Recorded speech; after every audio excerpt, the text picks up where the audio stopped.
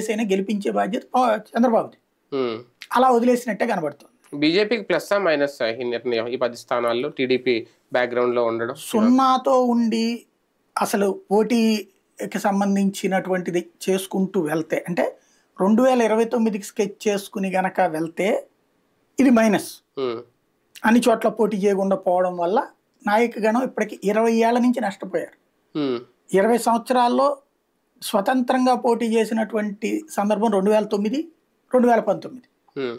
పొత్తున్నప్పుడంతానేమో BJP నమ్ముకున్నోళ్ళకి దొరకట్ల సీట్లు. అప్పుడు కూడా 2004లో కానీ లేకపోతే 99లో కానీ అట్లాగే నిన్న కానీ, అంటే బీజేపీ నమ్ముకుని ఉన్నటువంటి వాళ్ళకి అందులో 25% కూడా దొరకట్ల.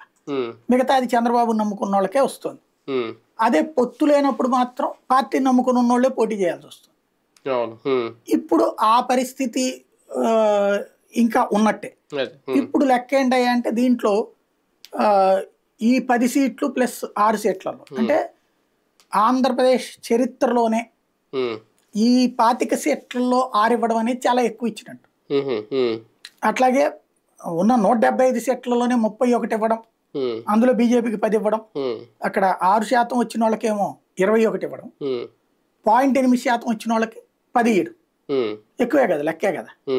ఆ రూట్ లో చూస్తే ఎక్కువ గెయిన్ చేసినట్టు, బార్గెనింగ్ గట్టిగా చేసినట్టు. అంటే 42 + 10 52 అనుకోవాలా బీజేపీ 6 ఏళ్ళు.